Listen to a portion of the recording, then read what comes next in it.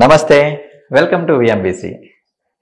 గతంలో మనం సనాతన ధర్మం గురించి, ధర్మాలు ఏ విధంగా ఉంటాయి అనే దాని గురించి మనం డిస్కస్ చేసాం.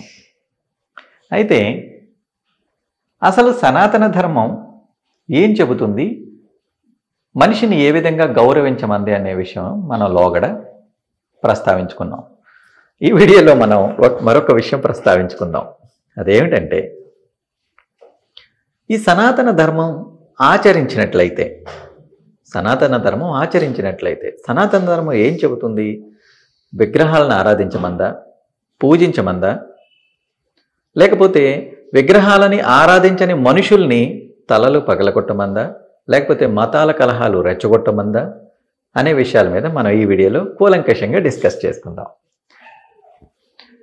సనాతన ధర్మం మనం ఆచరించినట్లయితే సనాతన ధర్మం యొక్క ముఖ్య ఉద్దేశం, అసలు ఆ ధర్మం ఏం చెబుతుంది?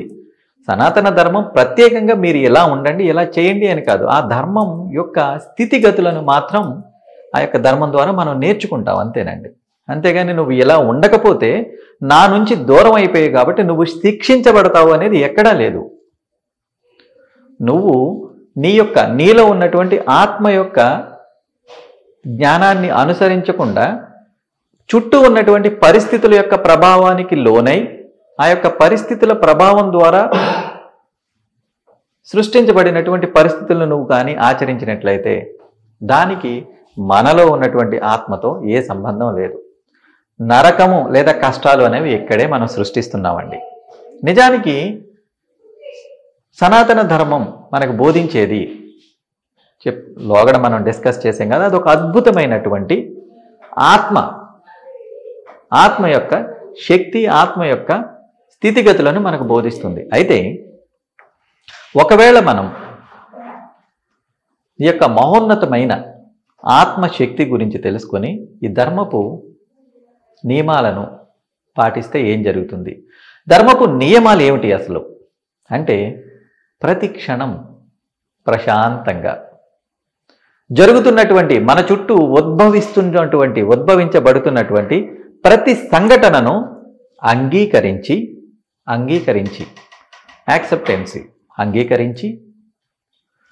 నీటి బిందువు ఒక తామరాకుపై ఉండి ఏ విధంగా తామరాకుకు అంటుకోకుండా, తామరాకు పైనే ఉంటున్నప్పటికీ తామరాకుకు అంటుకోకుండా తన యొక్క స్థితిని కోల్పోకుండా ఉంటుందో, అదేవిధంగా మనము ఏ విధమైనటువంటి కష్టాలు, ఏ పరిస్థితి మన చుట్టూ సృష్టించబడినప్పటికీ మనము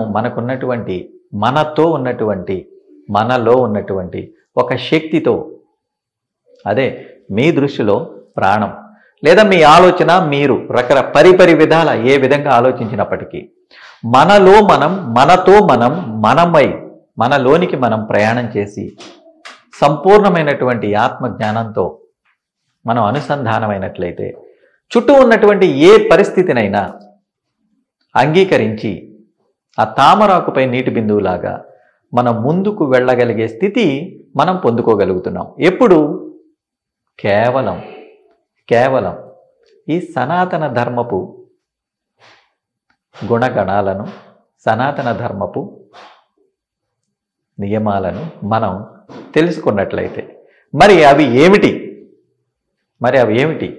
అంటే, ఒకటే, సనాతన ధర్మాన్ని ఆచరించి మనం ఏ విధంగా మన యొక్క జీవన శైలిని ముందుకు నడిపించాలి అనేది మీరు ఆలోచన చేసినట్లయితే, ఎట్టి పరిస్థితినైనా సరే, ఏ విధమైన కష్టమునైనా సరే మనం అంగీకరించి ముందుకు వెళ్ళేటటువంటి స్వభావాన్ని మనం పొందుకోవాలి. ఆ స్వభావం ఏ విధంగా మనకు వస్తుంది అంటే, మన చుట్టూ ఉన్నటువంటి మనుషుల ప్రభావంలో మనం పడకుండా, మనం ఏదైతే ఆలోచిస్తున్నామో ఆ ఆలోచనను, మనం ఏదైతే కోరుతున్నామో ఆ యొక్క కోరికను, మన యొక్క ఆలోచనపై మరియు మన యొక్క కోరికపై మాత్రమే మన యొక్క దృష్టిని, మనోనేత్రమును, అంటే మానసికంగాను శారీరకంగాను మనం కోరిన వస్తువుల మీద మాత్రమే మన దృష్టిని కేంద్రీకరించి మన భవిష్యత్ జీవితమును దృష్టిస్తూ, అంటే ఊహించుచు మనం జాగ్రత్తగా మన ప్రయాణంగా చేసినట్లయితే దీనినే ఆత్మ అనుసంధాన స్థితి అంటాం. ఈ ఆత్మతో అనుసంధానం అవ్వడం అంటే ఏమిటి అంటే, మీరు మౌనంగా కూర్చుని ప్రశాంతంగా ఉన్నట్లయితే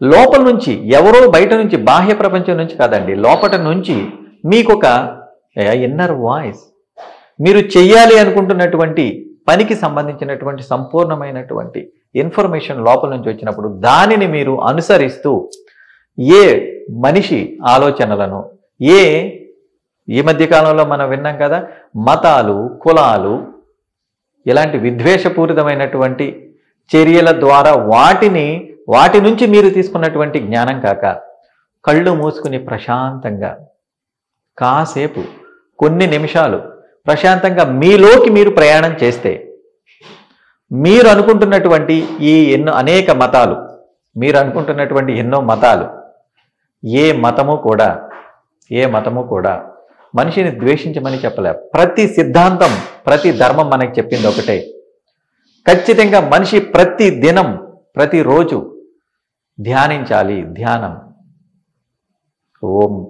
ఓంకార ధ్యానం, మౌనపు ధ్యానం, శ్వాసపై ధ్యానం, ఇలా ఈ విధంగా ఎన్నో రకాల ప్రక్రియలు ఉన్నాయి. దేనికి? మనం మన యొక్క ఆత్మతో అనుసంధానమే జరుగుతున్నటువంటి ఏ చర్యనైనా సరే మన యొక్క ఆధీనంలో ఉంచుకొని మన యొక్క జీవన శైలిని ప్రశాంతంగాను, ఆనందంగాను, అద్భుతంగాను జీవిస్తూ, అంటే ఏదో బ్రతికేస్తున్నామంటే బ్రతికేయటం కాదండి, బ్రతికేయటం కాదు. ప్రతి క్షణం, ప్రతి నిమిషం జీవం ఉండాలి. మనం శరీరంలో మనం ఒక మనిషిగా ఊపిరి పీలుస్తున్నంతసేపు ప్రతి క్షణాన్ని ఆనందంగా జీవించాలి. అంతేకాని ప్రతి క్షణం భయంగా బ్రతకడం కాదండి. ప్రతి క్షణం ఆనందంగా లోపల నుండి ఆనందం పెళ్ళు దిగుతూ అద్భుతమైన ఉజ్వలమైన భవిష్యత్తును మనం సృష్టించాలి అంటే కేవలం సనాతన ధర్మం ద్వారా ఒక ఆత్మతో ఏ విధంగా అనుసంధానమై మనలో ఉన్నటువంటి ఆ చైతన్యాన్ని ఉద్రేకపరిచి నిద్రావస్థ నుంచి లేపి అద్భుతమైనటువంటి, అంటే మన యొక్క మదిలో వచ్చే ప్రతి ఆలోచనను భౌతిక సంఘటనగా సృష్టించటానికి, అంటే మన ప్రతి సంకల్పాన్ని భౌతిక సంఘటనగా సృష్టించాలి అంటే ఆత్మశక్తి ఎంతో అత్యవసరమని గ్రహించండి. ఈ విధమైనటువంటి ఆత్మశక్తితో అనుసంధానం అవ్వాలంటే ప్రతి దినం క్రమం తప్పకుండా ధ్యానం చేస్తూ, ఏ మతము కులము అనేటటువంటి భేదం లేకుండా అద్భుతమైన ఈ అఖండమైన భారతీయ సంస్కృతి కలిగి ఉన్నటువంటి అనంతమైనటువంటి సనాతన ధర్మపు జ్ఞానాన్ని మనం అలవాటు చేసుకున్నట్లయితే మన జీవితం అద్భుతంగా ఉంటుందండి. మరొక వీడియోలో మరో కంటెంట్తో మళ్ళీ కలుద్దాం. Until then stay tuned. Thank you. నమస్తే.